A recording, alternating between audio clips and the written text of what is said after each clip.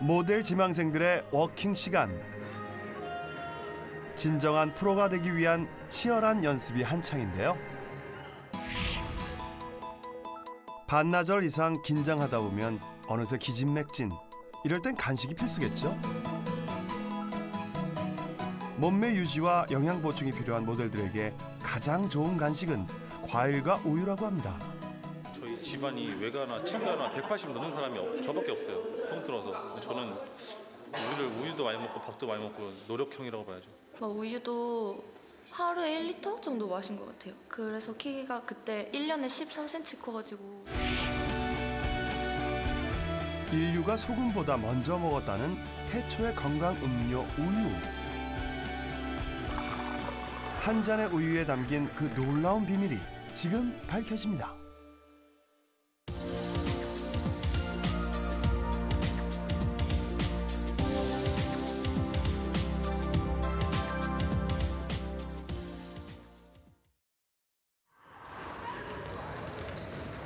경기도의 한 농구교실.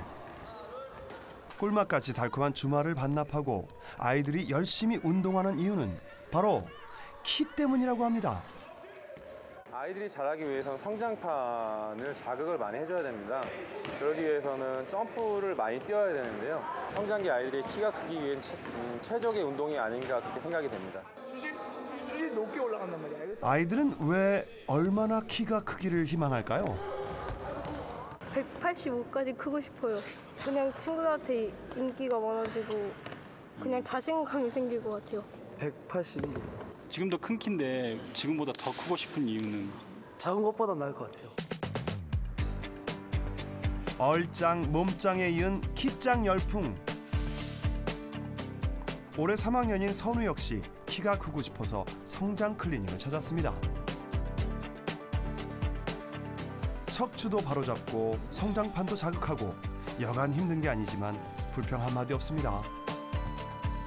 다른 애들만 크고 저는 작아가지고 그래가지고 다른 애들이랑 키가 비슷하면은 목표치 있어?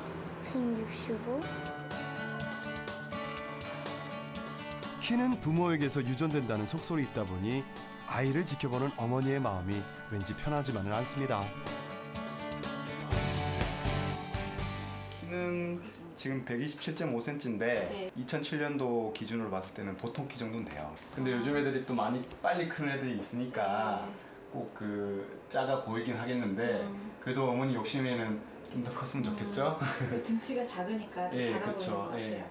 키는 유전적인 요인 이외에도 운동과 식습관 등 후천적인 노력에 따라 얼마든지 달라질 수 있다고 합니다. 물질 섭취뿐만 아니라 칼슘이나 무기질 섭취도 많이 늘려야 됩니다. 아이들이 일반적으로 키 크려면 도움이 되는 생활 습관은 첫 번째로 식습관입니다. 성장에 도움이 되는 음식을 골고루 먹을 수 있도록 하는 것이 좋습니다. 또한 우유도 대표적으로 성장에 도움되는 음식입니다. 시원하지? 매일 밤 시원하지?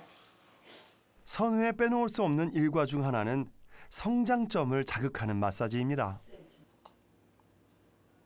성장 호르몬 분비가 활발한 밤 시간에 자극하면 특히 더 효과가 있다고 하네요. 여기 족삼리구나, 족삼리. 남자들은 180, 여자들은 165 이상이다 이런 얘기가 너무 많잖아요. 근데 거기에 못 미친다고 해서 애가 속상하거나 나중에 거기에 대해서 상처를 받거나 또 자신감이 없으면 어쩌나라는 생각이 드니까 이왕이면 다홍 치마라고 크면 좋겠죠. 우유도 빼놓지 않고 꼭꼭 챙겨 먹습니다. 우유 마시라고. 우유 마셔. 이 한 잔의 우유가 정말 아이의 성장에 도움을 줄까요? 우유에는 단백질, 지방, 당질, 무기질, 비타민이 골고루 들어있는 완전 식품이라고 말할 수 있습니다. 우유엔 지방과 단백질은 기본이고요. 인체에서 합성되지 않는 필수 아미노산까지 114가지 영양소가 함유되어 있습니다. 그런데 이 우유 때문에 희비가 갈리는 경우가 종종 있습니다. 우유 없이는 하루도 못 산다는 자칭 타칭 우유 마니아 선웅 씨. 선웅 씨는 매일 출근하기 전 반드시 치르는 통과 의뢰가 있습니다. 바로 많은 양의 우유를 구입하는 일인데요. 계산이 채 끝나기도 전 벌써 우유를 마시는데요. 침샘이 자극돼 참을 수 없기 때문이랍니다.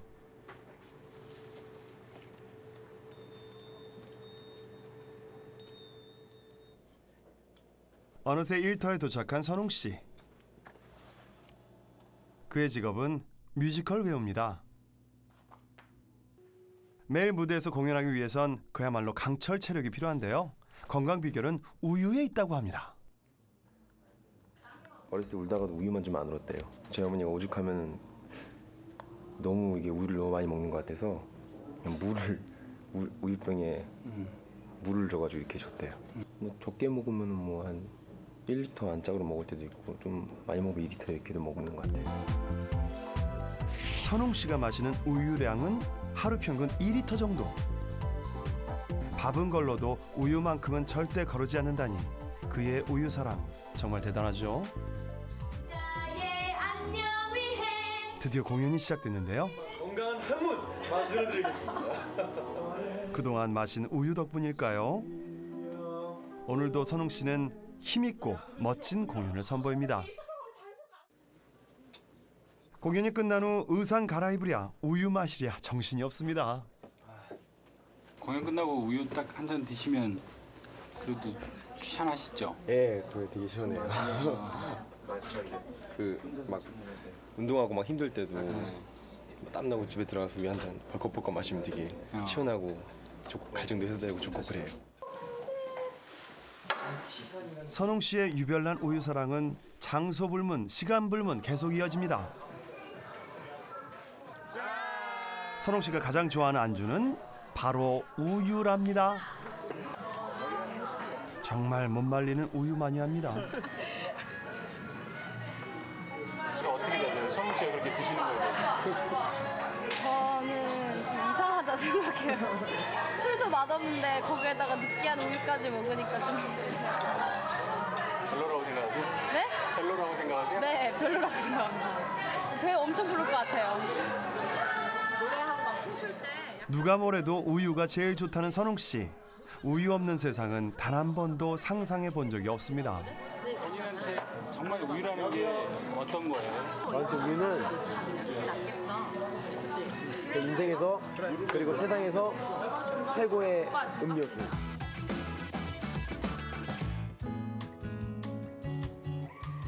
이번엔 우유 때문에 괴롭다는 오진성 씨를 만났습니다. 프리랜서 프로그래머로 커피숍에서 주로 일을 하다 보니 이곳에서 끼니를 해결하는 경우가 종종 있다는데요. 우유로 든든하게 속을 채우는 동료와는 달리 진성 씨는 언제나 커피만 마십니다. 형은 우유 안 드시죠? 우유 먹으면 화장실 가야 돼. 중학교 때부터 그때부터 아 내가 우유를 먹으면 화장실 가는구나 알게 된 다음부터는 화장실 가고 그러면 힘들잖아. 그러니까 우유를 안 먹었지. 형 우유 한 잔이라도 한번 조금이라도 드셔보시겠어요? 됐어. 형 좋아.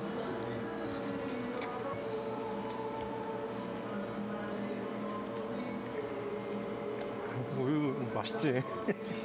맛있는데. 우유 생각만 해도 배가 살살 아프다는 진성 씨. 정말 신호가 온 모양이네요.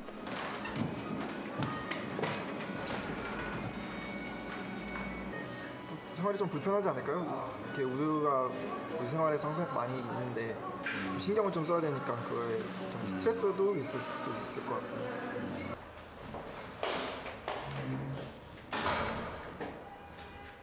괜찮으세요? 예, 지금 아픈 건 괜찮으세요? 이렇게 우유 드시면 바로바로 화장실에 가세요? 오늘은 좀 평소보다 더 빨리 갔던 것 같긴 한데 원래 그러면 그 텀은 어느 정도 우유 드시고 나서 어느 정도인가요? 30분 내 정도인데. 우유 때문에 엇갈린 삶을 사는 건 우유 성분 때문일까요? 아니면 건강상의 문제일까요? 그 비밀을 밝혀보기로 했습니다.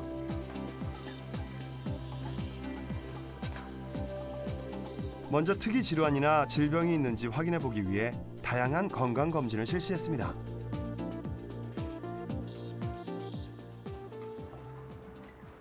자, 드디어 결과가 나왔는데요. 우유를 하루 평균 2리터 마시는 우유 마니아 선홍 씨. 많은 양의 우유가 혹시 건강을 해친 건 아닌지 궁금합니다. 내시경상에서의 결과도 약간의 그 위험 외에는 궤양이 있거나 큰 위험이 있거나 이런 소견은 없기 때문에 거의 정상 소견으로 보이고 있습니다. 그렇다면 진성 씨는 어떨까요? 어릴 때부터 우유를 먹으면 좀 설사를 했어요? 예, 중학교 2학년 때부터 이제 이거를 내가 설사를 하는구나 알았는데 우유를 또 조금씩 진성 씨가 우유를 마실 때마다 소화가 안 되고 배가 아픈 데는 이유가 있습니다. 유당 분해 효소가 좀 적게 나오는 거예요. 좀 많은 양의 이제 그 유당이 소장에서 흡수가 안 되고 이제 대장까지 내려가게 되죠. 이 유산이 대장에서는 흡수가 안 되기 때문에 대장 운동을 자극을 해요. 그래서 복부 팽만이 일어나고 또 설사도 일어나고 가스가 차게 됩니다. 서구인에 비해 아시아인이 유당불내증, 즉 우유를 소화시키지 못하는 비율이 높다는데요. 극복할 수 있는 방법은 없는 것일까요? 우유에 있는 좋은 단백질을 또 포기할 수는 없기 때문에 먹는다 그러면 처음에는 조금 뭐 한 모금 두 모금 먹고 그 다음날 또 조금 더 양을 늘려서 먹고 해서 이렇게 점진적으로 양을 좀 늘려가다 보면 거기에 또 점점 그 적응을 해서 유당 분해 요소가 증가될 수 있습니다. 이 우유 한 잔에 영양이 가득한데요. 그런데 소화가 안 돼서 못 드신다는 분들이 계십니다. 사실 저도 그런데요. 그럴 땐 이 딸기를 우유와 함께 드시면 소화 흡수율이 높아진다고 합니다. 자, 우유와 딸기로 만들 수 있는 요리 시작해 볼까요? 딸기 경단의 재료는 딸기와 찹쌀, 우유입니다. 둥글게 만든 경단 반죽을 끓는 물에 익힌 후에 우유와 딸기로 만든 새콤한 소스를 뿌리면 완성! 정말 맛있겠죠?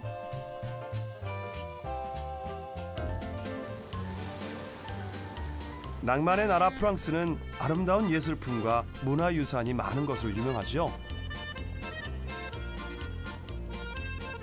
2010년 유네스코에 또 하나의 세계 문화유산을 당당하게 등재하는 경사가 있었다는데요. 바로 음식 문화입니다. 프랑스 요리의 가장 큰 특징 중 하나는 우유를 이용하는 것이라고 하네요. Le lait, c'est important pour la cuisine française. Oui, énormément. Ça rentre dans tous les types de repas, matin, midi et soir. 우유가 요리의 부재료로 사용되는 건 종종 봤지만 이렇게 많은 양을 붓는 건 처음 봅니다. Et pour le rôti de porc, pourquoi vous mettez du lait? C'est une recette de cuisine particulière qui permet d'avoir une viande tendre, très très tendre. 우유가 돼지 특유의 잡냄새를 없애고 육질을 부드럽게 한다는데요. 와우, 정말 맛있어 보입니다. 자, 이제 손님들의 냉정한 평가를 받을 시간.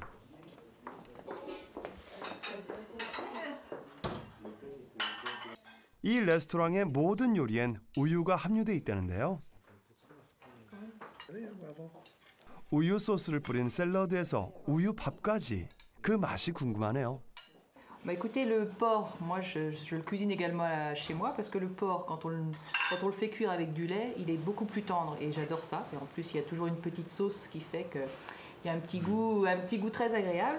Le bébé commence à manger du lait, le lait de sa maman, mais on consomme toute notre vie du lait. Les Français, je pense, sont vraiment typiques là-dessus et on a une panoplie, je crois que c'est 400 fromages en France, 400 fromages différents. En fonction des terroirs, donc on doit être les plus gros consommateurs de produits laitiers. 한 대형마트에서도 프랑스인들의 우유 사랑을 쉽게 확인할 수 있었습니다. 우유의 종류만도 무려 100여 종. 세계적인 미식 국가의 국민답게 우유의 품질은 기본이고 맛까지 꼼꼼하게 따져서 고릅니다. 하루 우유 섭취량이 많다 보니 구입하는 양도 어마어마합니다. J'ai pas vraiment de critères, c'est les enfants en fait qui ont le goût, ils sont habitués à un lait et puis il y a des vitamines dedans donc j'aime bien quand il y a du lait avec des vitamines dedans. De UHT comme ça à peu près sur 10 jours et 3 litres de lait frais, de l'autre côté là, 3 litres de lait frais par semaine. 우유 매장의 직원이 가장 팔림이 세다는 농담이 있을 만큼 물건 채워놓기가 무섭게 팔린다고 합니다. On change à peu près 50% du rayon tous les jours en rotation. 6400. 6400 bouteilles de lait. 프랑스인의 유제품 섭취량은 우리나라의 3배 수준. 유제품은 국민식품으로 사랑받고 있습니다. 그런데 우유가 꼭 좋은 것만은 아니다라며 주장하는 우유 유해론자가 있습니다. 티에리 스카르스인데요. 그는 우유가 골다공증을 예방한다는 의견에 반대한다고 합니다. 심한 경우 오히려 우유가 골다공증을 불러온다는데 이런 주장의 근거는 무엇일까요? Sur le plan épidémiologique, lorsqu'on regarde les pays qui consomment le plus de laitage au monde, ce sont les pays dans lesquels on a les taux les plus élevés de fractures d'ostéoporose. Quelque chose qui est extrêmement paradoxal et intrigant. L'Organisation mondiale de la santé appelle cela le paradoxe du calcium. C'est-à-dire que plus on consomme de calcium, et notamment de calcium laitier, plus on a de fractures. Le lait, c'est pas bon. 그러나 세계적인 지방산의 권위자이자 의사는 다른 의견을 제시합니다. Irresponsable parce que les arguments de son livre ne sont pas de bons arguments. Ce n'est pas un scientifique, il n'a pas développé des arguments scientifiques, il a simplement développé des constats. Du reste, il y a des études qui ont montré que le cancer de la prostate se rencontrait chez des gros consommateurs de lait, donc le lait entraîne le cancer de la prostate. Ce sont des syllogismes, ce sont des mécanismes de pensée qui sont journalistiques mais qui ne sont pas scientifiques. 슈미트 박사의 의견을 정리하면 우유가 골다공증의 원인이라는 주장을 억지라는 것. 골다공증은 백인과 황인에게 주로 많고 흑인에겐 거의 없는 유전적 차이로 골다공증 예방에 우유가 효과적이라고 합니다. 우리나라의 여성들도 골다공증 예방을 위해 열심히 있네요. 99세까지 팔팔하게 살기를 꿈꾸는 시대. 골다공증은 두려움의 대상입니다. 길거리 횡단보도 같은데 이제 나이 많으신 분들 이렇게 허리 구부리고 가시는 분들 보면 아우 참 힘들겠다 생각하면서 저도 나이 들어서 저렇게 되면 어떡하나. 제 나이에서도 골다공증에 대해서 많이 생각을 해보고 예방 차원에서도 이렇게 운동을 해야겠다는 생각이. 골다공증 예방을 위한 노력은 집에서도 계속됩니다. 음식도 잘하고. 안세연 주부는 몇 해 전부터 부쩍 몸이 안 좋아진 걸 느꼈다는데요. 칼슘의 왕이라 불리는 멸치를 먹어도 안심이 되지 않습니다. 근데 가을 정도 되면은 무릎도 많이 시리고 그래서 병원에 갔더니 선생님께서는 그렇게 무릎이 시린 거는 골밀도 초기 증상이라고 하시더라고요. 제가 쌍둥이를 출산해서 좀 뼈가 약해진 것 같아요. 그래서 전에는 별로 안 마셨었는데 요새는 운동과 함께 우유를 마시고 있거든요. 출산과 폐경을 경험한 상당수의 여성들은 골다공증 증세를 보입니다. 그 골밀도 검사 수치를 보니까 확실히 이제 골다공증이 와 있으세요. 아마 이제 그런 골다공증으로 인해서 한눈에도 차이가 심한데요. 골다공증 예방법은 무엇일까요? 하루에 우유 같은 경우는 2잔 이상 마시면 도움이 될 수 있고요. 유제품도 치즈나 요구르트 같은 걸 같이 섭취하는 것도 좋습니다. 하루에 2-3번 정도. 그리고 견과류나 또 다른 그 채소들이 이제 도움이 될 수 있는데 채소 중에서는 뭐 양배추나 브로콜리 그리고 다른 무, 순무 같은 것들이 도움이 많이 됩니다. 녹황색 채소와 멸치도 칼슘 함량이 높지만 칼슘 흡수율은 20% 정도. 하지만 우유의 칼슘 흡수율은 53%에 달합니다.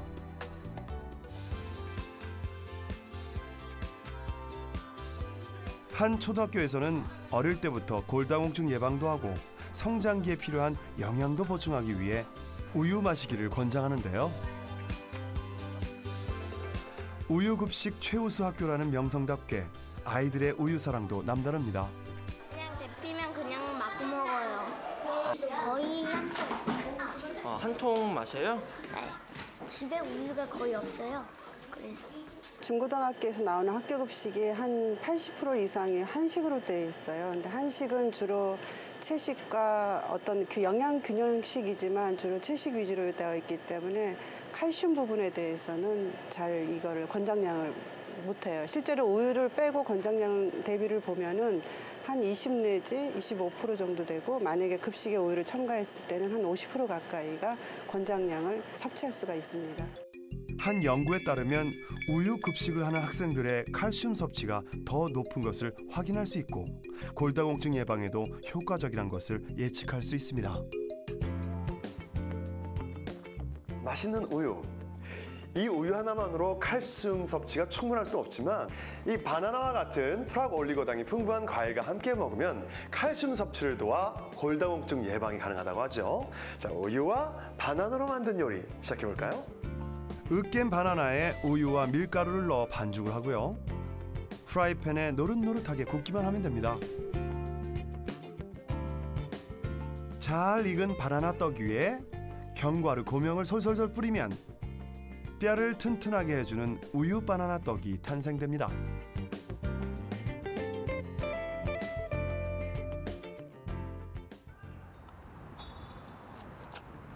조기 축구의 친선 경기의 날. 40대 이상 아저씨들만의 리그가 시작됐는데요. 마음과 열정만큼은 월드컵 열기 그 이상입니다.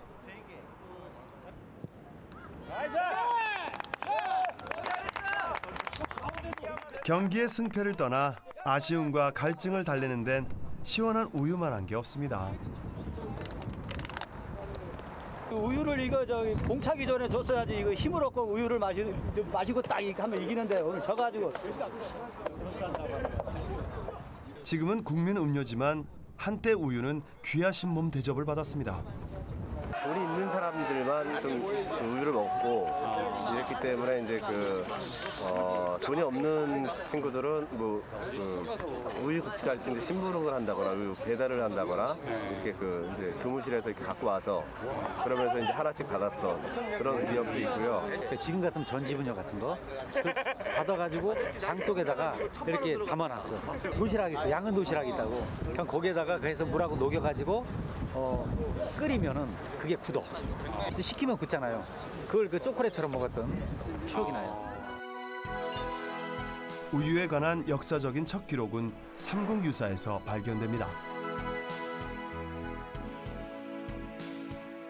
동의보감엔 우유의 효능과 우유로 만든 타락죽에 관해 기술돼 있습니다.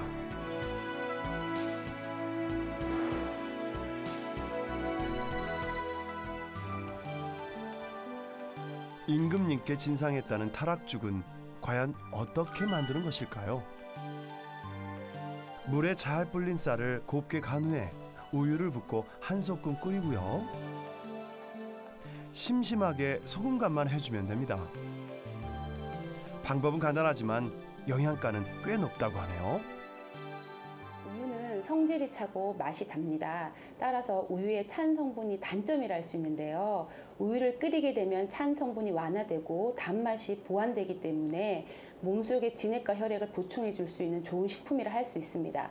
따라서 예전에 임금님들이 보양식으로 자주 드셨던 죽이라 할 수 있습니다. 현재 우리나라 우유 시장의 규모는 연간 2조 5천억 원. 소주 시장의 규모와 비슷한 수준인데요. 시장이 커진 만큼 우유 업체끼리의 경쟁도 치열해지고 소비자들의 요구도 깐깐해졌습니다. 건강에 관심이 많다 보니까 지방이나 탄수화물, 식이섬유 이런 거 다 챙겨서 계산을 하다 보니까 그렇게 된 것 같아요. 네, 아기 전용 우유를 먹는 게 변비도 좋다고 들어가지고 가격은 좀 더 나가는데 아무래도 아이한테 좀 더 필요한 영양소 이런 게 더 있지 않을까 해서 구입하는 편이에요. 웰빙 열풍과 치열한 경쟁에서 살아남기 위해 우리나라 우유는 다양한 맛과 기능으로 업그레이드 됐습니다.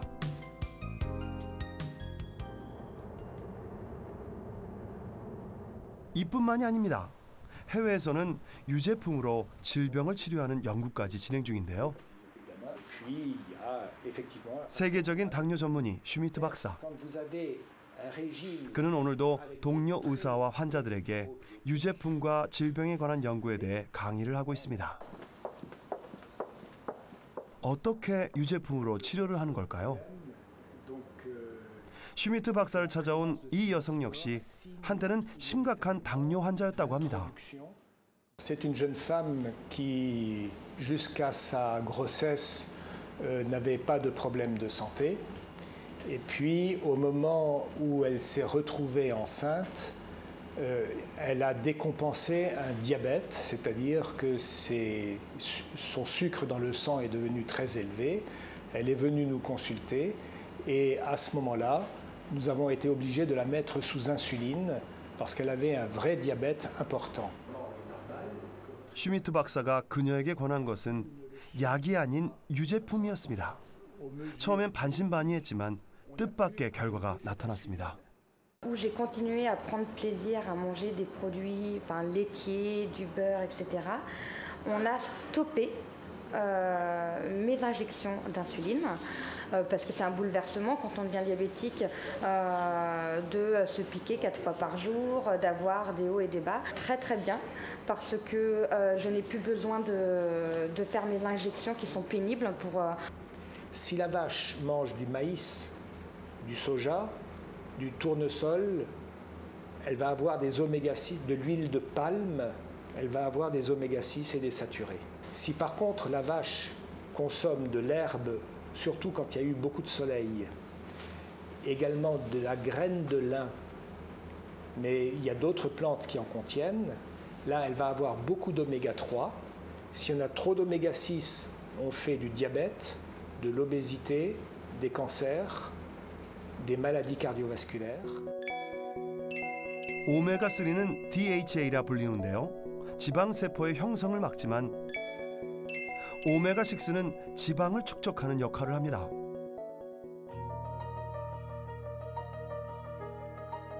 슈미트 박사가 질병 치료에 사용한 우유를 공급한 목장인데요. 몸에 좋은 오메가3의 비율을 높이기 위해서 특별한 먹이를 먹인다고 합니다. Alors mes vaches sont essentiellement nourries avec de l'herbe, parce que l'herbe, c'est ce qu'il y a de meilleur pour elles.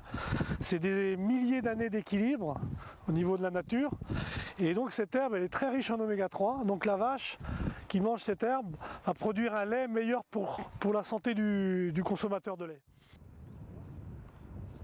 특히 오메가3가 풍부한 봄새싹을 먹고 자란 소가 생산한 우유엔 DHA가 다량 함유돼 있다고 합니다.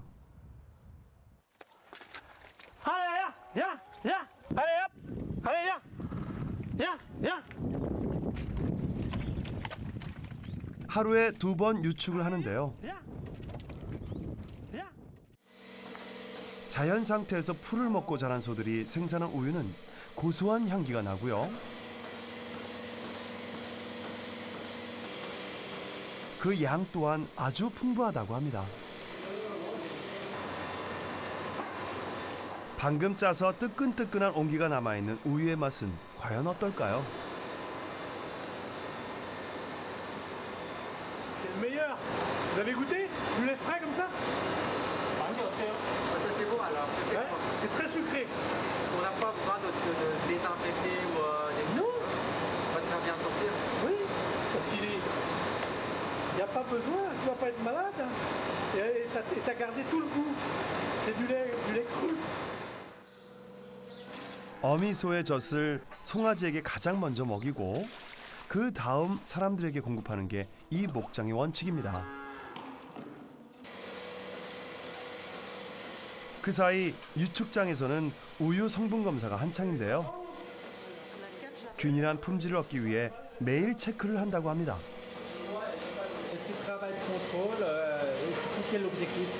Une fois par mois pour que l'éleveur puisse avoir les résultats de ses vaches, pour qu'il puisse savoir combien de lait la vache elle produit par an à chaque vélage. 풀을 먹은 소가 생산한 우유는 정말 여느 우유와 성분이 다른 것일까요? 겉으로 봐서는 차이를 알 수 없는데요. 프랑스 국립농학연구소에서 그 해답을 찾고 있다고 합니다. 이곳에선 20여 년째 의미 있는 연구가 진행 중인데 소의 먹이와 우유가 어떤 상관관계가 있는지를 밝히는 것입니다. C'est un projet financé par l'Europe que je coordonne pour travailler sur des prairies multi-espèces. Donc on a 2 graminées, 2 légumineuses de mélanger dans les parcelles et on regarde comment le troupeau, qu'est-ce qu'il arrive à manger comme herbe et qu'est-ce qu'il produit comme lait. Donc il y a un troupeau ici, un troupeau plus loin, mais on va... Voilà. Et on compare ça. Et donc là, pendant cette période-là, les vaches font du lait avec de l'herbe et elles n'ont rien d'autre. 이 소들은 유축하는 시간을 제외하고 하루 종일 자연 상태에서 방목, 풀을 먹고 자랍니다. 과연 풀을 먹은 소가 생산한 우유와 일반 사료를 먹은 소가 생산한 우유 성분에 어떤 차이가 있을까요? 그 결과가 궁금합니다.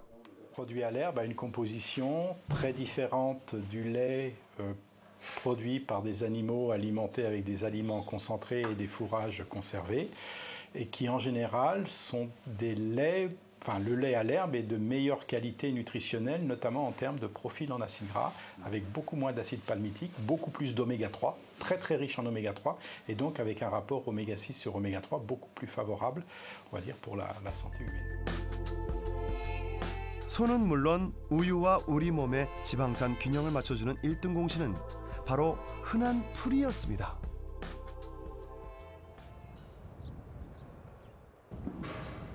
그렇다면 우리나라에서도 소의 먹이로 풀을 주는 농가가 있을까? 수소문 끝에 한 목장을 찾았는데 식사 준비가 한창이었습니다. 우리나라는 초지가 넓지 않아 현실적으로 풀을 공급하는 게 어려운 상황. 양질의 조사료, 즉 섬유질이 풍부한 건초를 대신 공급한다고 합니다. 이렇게 좀 거친 부분이 있잖아요. 여기 뭐 이렇게 좀 새파란 부분이요. 아까 그 보셨던 새파란 풀 그거예요. 소의 건강과 우유의 품질을 높이기 위해 조사료, 즉 풀의 비중을 65에서 75%까지 높여가고 있다는데요. 과연 조사료의 비중을 높인 소가 생산한 우유 성분에도 변화가 있을까요? 소의 혈액과 우유를 채취해 정밀 검사를 의뢰했습니다. 오메가3와 오메가6의 적정 비율은 1:1에서 1:4인데요. 검사 결과도 적정합니다. 소에서 새롭게 조사료 위주로 개편된 사료를 먹였을 때 오메가3가 많이 증가된 것이 확인됐습니다. 젖소의 우유에도 그대로 반영이 돼서 사람들이 사용을 했을 때 훨씬 더 좋은 그런 결과를 얻을 것으로 생각이 됩니다. 정말 풀을 먹고 자란 소가 생산한 우유를 마시면 우리의 몸에도 변화가 생길까? 실험 참가자들의 지원을 받아 직접 관찰해 보기로 했습니다. 우선 참가자들의 현재 건강 상태를 점검해 봤는데요. 극심한 심혈관계 질환자의 경우 만약의 사고를 대비해 실험에서 제외하기로 했습니다. 다각적인 검사 결과 특별한 질환은 발견되지 않았지만 대체로 몸무게와 체지방량이 높게 측정됐습니다. 또한 나쁜 콜레스테롤이라 불리는 LDL 기준치인 140을 초과하는 사례자도 있었습니다. 일반적으로 벌써 어릴 때부터 콜레스테롤이 올라가는 사람도 있고 이미 이렇게 올라가 있는 사람도 있고 당뇨의 전 단계가 나타나는 사람도 있고 그래서 우리나라 사람의 이 성인병의 이 원인들이 지금 이미 나타나고 있어요. 그런 것들을 우리가 볼 수 있습니다. 혈액 내 지방산을 측정한 결과 오메가3와 오메가6의 비율도 불균형한 상태. 이 비율이 깨지면 어떤 일이 발생할까요? 오메가6가 오메가3에 비해서 너무 많게 되면요. 우리 몸 안에서 염증 반응이 너무 많이 일어나고요. 기름으로 해서 이렇게 막 볶고 그런 것들이 많고 그다음에 오히려 등푸른 생선이나 이런 류를 좀 적게 섭취하는 경우에는 오메가3와 오메가6 비율에서 오메가6 비율이 많이 높아지기 때문에 심혈관 질환이라든가 또 혹은 이제 암 같은 경우에도 또 발생 위험이 높다고 요즘 계속 보고가 되고 있습니다. 받을 거야? 드디어 검사 발표 날. 이번 실험에 참가한 평범한 주부 김정현 씨의 건강 상태는 과연 어떨까요? 식세 비율이 이상적인 비율은 약 1.1대 1에서 1대 4 정도로 보이시는데요. 김정현님은 실험에 응하신 분들 중에 한 중간 정도 수치를 보이셨는데요. 이 두 분께서는 약간의 식생활 개선이 좀 필요하신 상황입니다. 표면적으로 보이는 어떤 비만 상태는 알고 있었지만 몸속 안에 이런 수치를 본 거는 처음이거든요. 정상 범위는 아닐 거라는 생각을 했지만 조금 놀랍긴 하네요. 본인이 음식하는 걸 싫어하니까 주로 나가서 사 먹는 걸 굉장히 좋아해요. 보통 우리가 외식 같은 경우에는 일주일에 한 번, 두 번 정도 나가는 게 외식이잖아요. 근데 아마 일주일에 7번도 외식하자 그러면 오케이 하고 무조건 나갈걸요. 거기서 오는 그 영양소의 불균형이 많을 거야. 이번엔 정수연 씨의 결과입니다. 성악을 전공한 수연 씨는 풍부한 성량을 위해 일부러 살을 찌우면서 건강이 악화됐다고 합니다. 정수연님께서는 수치상으로 봤을 때 다른 분들보다 탁월하게 수치가 높으신 편이어서 시급하게 식생활 개선을 하셔야 될 걸로 보입니다. 평소에 좀 걱정은 하고 좀 뭔가 문제가 있지 않을까 했는데 이렇게 수치상으로 아무리 이렇게 여기 뽑히신 분들 안에서만 높다 하더라도 제가 그래도 1등으로 안 좋게 높다는 게 너무 좀 결과에 충격을 받은 수연 씨. 뭔가 결심한 모양입니다. 이 아이들이 저의 건강을 해친다고 생각하니 버려야겠어요. 그리고 꼭 건강해지겠습니다. 보지 않을 거예요. 진짜 독하게 열심히 해봐야겠습니다. 피디님 이거 가져가세요. 쓰레기통 제 눈앞에서 치워주세요. 다른 참가자들의 혈액 내 오메가3와 오메가6의 비율도 불균형한 상태. 건강에 적신호가 켜져 있는 위험한 상황입니다.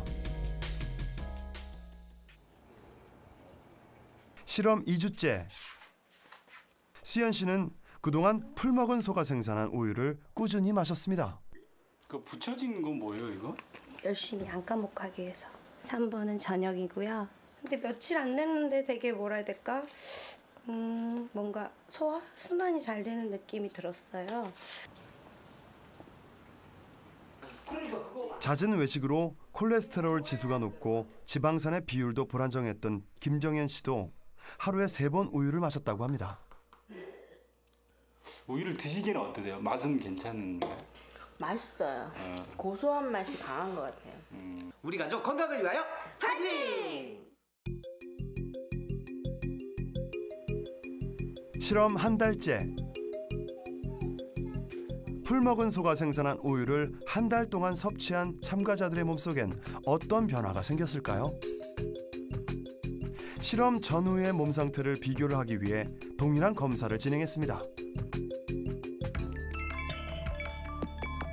혈액 검사 결과 오메가3와 오메가6의 비율이 정상치인 1대 4에 가까워진 것을 확인했습니다.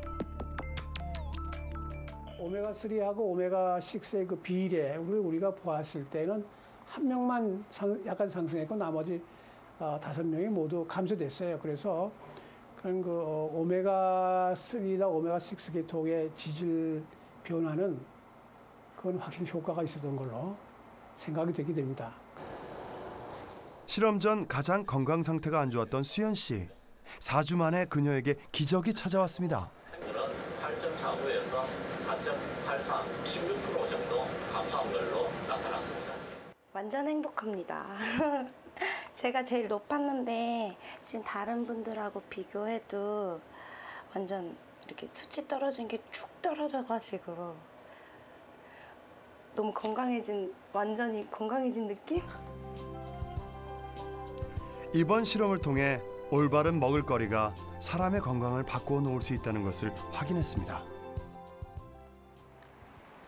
그리고 또 하나, 소의 건강과 우유 성분도 풀이 바꾸어 놓는다는 것을 배웠는데요. 우리는 왜 풀을 먹일 수는 없는 것일까요? 86년도에는 이 갈대를 갖다가 그 낫으로 그 배다가 그 젖소한테 급여를 했죠, 많이. 한 60cm 정도 그 자랄 때 되면 상당히 잘 먹어요, 소들이. 안타깝게도 우리나라는 초지가 부족해 소들의 먹이를 다 충당할 수 없다고 합니다. 또 다른 어려움이 있는데요. 몇 달 전부터 이 목장에서는 조사료의 비율을 65에서 75%까지 높여 소와 우유의 품질은 좋아졌지만 난관에 부딪혔습니다. 비용이 많이 들어가죠. 조사료가 사실은 배합사료보다 지금 더 비싸거든요. 수입 조사료가. 근데 단가가 많이 높아지니까 농가에선 쉽게 또 그렇게 못하고. 초지의 부족과 값비싼 조사료. 과연 우리에게 대책은 없는 것일까요?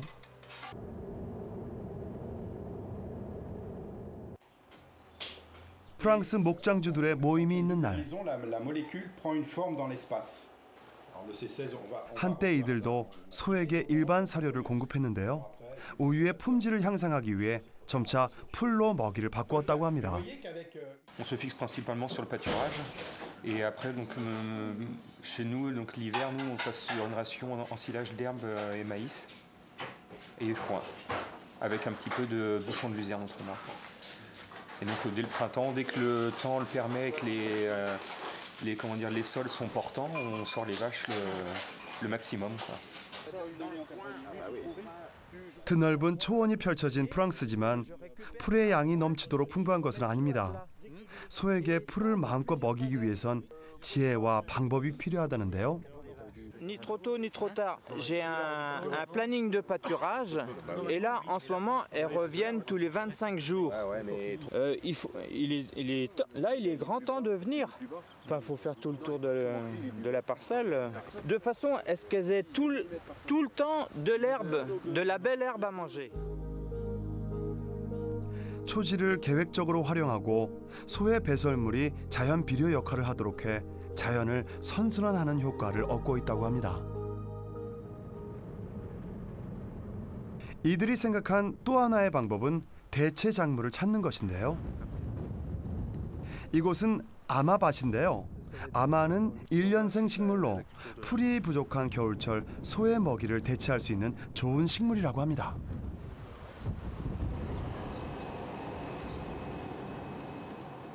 이곳에선 아마를 주재료로 한 사료를 만들고 있는데 풀 못지않게 영양이 풍부하다고 합니다. 70% de graines de lin. Et pourtant, on voit plus du tout la graine de lin parce qu'elle est complètement éclatée, complètement explosée. Donc quand vous allez la manger, la digérer, ça n'a rien à voir. Vous allez beaucoup plus la digérer, beaucoup plus utiliser les oméga 3 qu'elle contient. Même par rapport à une graine broyée, l'extrusion permet de détoxifier et de libérer la matière grasse, donc de rendre beaucoup plus digestibles les oméga 3.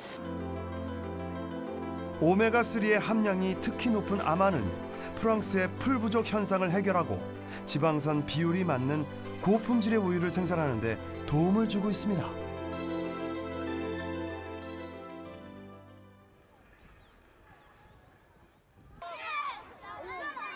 목장에 봄이 찾아왔습니다. 어린이 여러분 안녕하세요.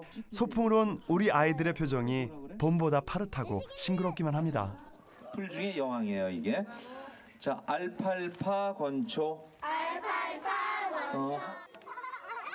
소가 가장 좋아하는 먹이인 풀도 직접 줘보고 우유도 짜고 살아있는 교육이 따로 없습니다. 우유를 직접 짜보니까 어때? 재밌어요. 부드러웠어요. 인류의 건강을 지켜온 1등 공신 완전식품 우유. 소가 풀을 먹고 우유를 생산하던 그 옛날 그 시절로 되돌아가려는 노력이 어쩌면 최상의 우유를 만드는 지름길이 아닐까요?